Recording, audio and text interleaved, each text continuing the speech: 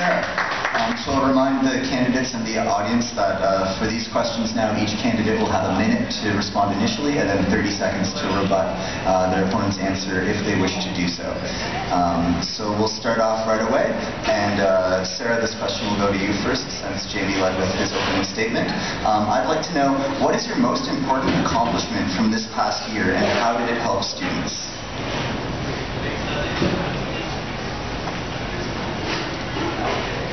I'm just thinking of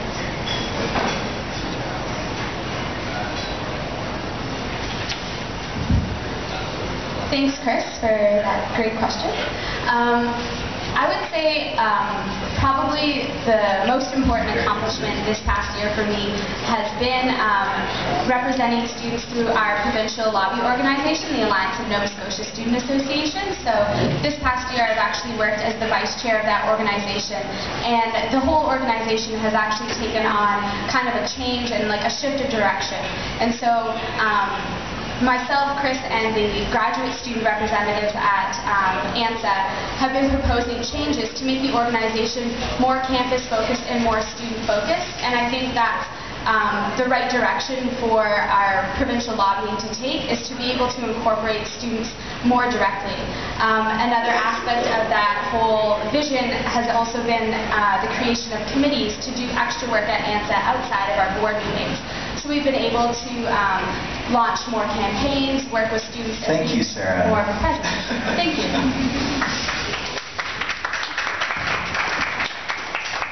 Jamie, same question. Definitely have to say around orientation week. So for 3 years, orientation week has essentially been run the same way. This year we really revamped the whole thing and kind of looked at it from start to finish, how we were going to approach it. We started off with pre-communications, getting students hyped before they even got here through things like the DSU September video, a lot of email communication, Facebook communication, posting about orientation week leader profiles. But really the focus of the week itself, moving away from the idea of like the residences against each other and trying to build a collective sense of Dalhousie identity. We did that through things like the rugby game, through the induction welcome to the fam ceremony, and you know, the numbers were there to prove that the retention was the highest we've ever seen it. You know, the induction ceremony had, I think, 300 people last year. It had 1,200 this year. Shinerama had its highest turnout.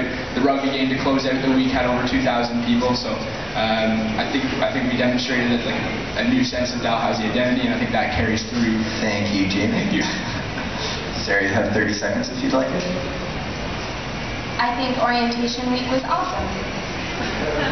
Jamie, you have 30 seconds if you'd like it. I think Sarah's awesome. Okay.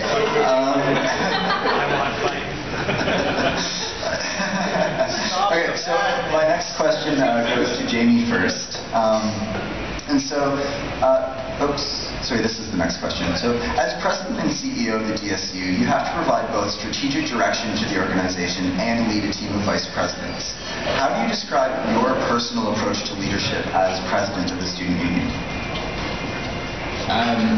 Okay, so I think it's actually a really great question, because I feel that this year I've taken a very specific approach to my leadership style, because in the VP Student Life role, I see that role as being kind of like this fun-loving, you know, you're supposed to be that entry point for students.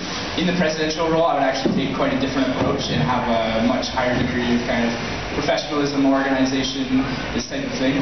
As, you know, the external spokesperson for the organization, that's an important role. And so I'd be looking to find that balance of having a very hands-on student-centered approach and yet also, you know, following the footsteps yourself. I think you've done a great job in a lot of ways in being that strong voice for students. Thank you. Sarah? The question was about the executive team and how you would work with that. How do you see your personal leadership style as president? So I think when I first thought of that, I thought of the president working with the executive team. And I think the best way for the DSU to be effective is for the executive team to be effective and respecting all of the executives in their duties, trusting and also supporting. So as president, I think it's important to establish that relationship at the beginning of trust, respect, and collaboration, because if everybody is able to work with each other, they will be able to be most effective in fulfilling their duties for students.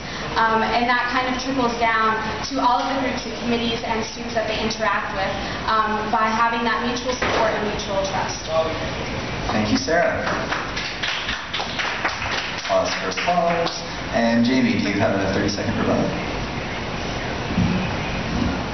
I'd just say that I have a lot of experience building teams from the ground up, and it's about how you work with the executives. It's also about how those executives are connected with students, and ensuring executives are being held accountable to what they say they're going to do as well.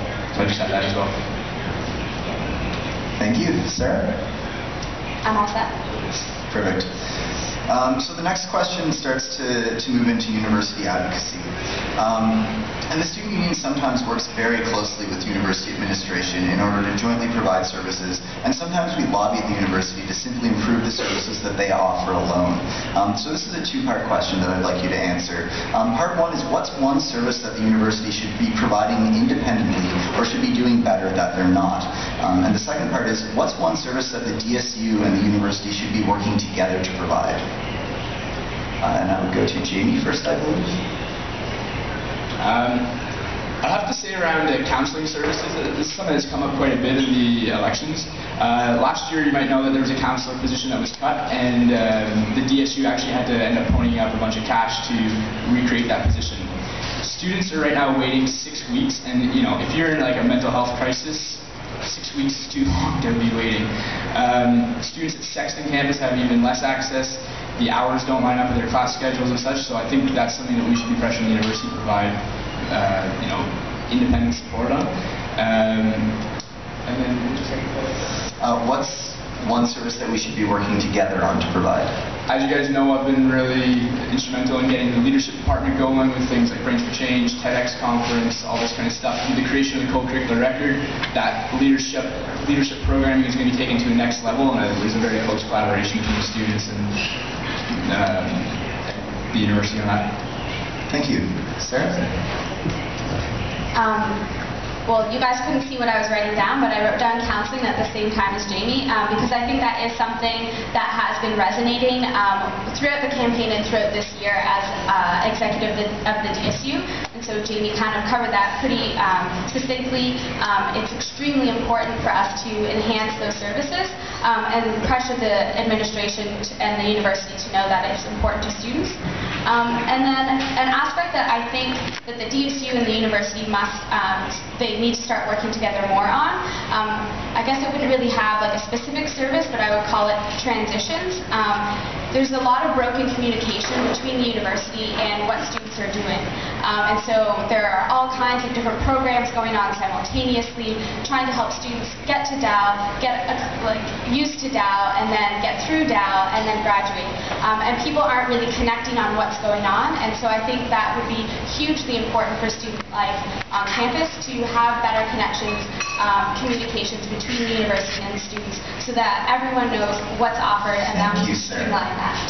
And I'm actually going to, thank you, and clap applause, important. And I'm actually going to break the format entirely and ask a question before your rebuttal time.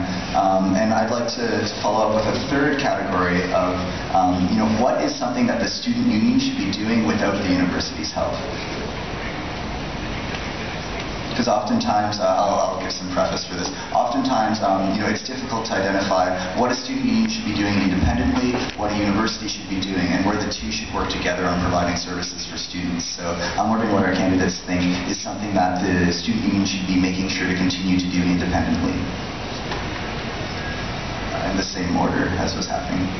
I think it's actually last year the DSU made a decision not to work together on food services, and I think that was set a very strong precedent, and I would want to stay with that and establish very strong DSU branded food services. Thank you. Sarah? I also wrote food services. As Jamie said, that the university is putting constant pressure to try and get us to give up some of our sovereignty over our food in this building. So I think it's extremely important not only to the DSU, but to students, because they feel that it's something that they can make an impact on, and it's important to them.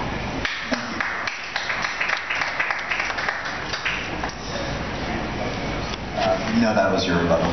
I'm breaking the format.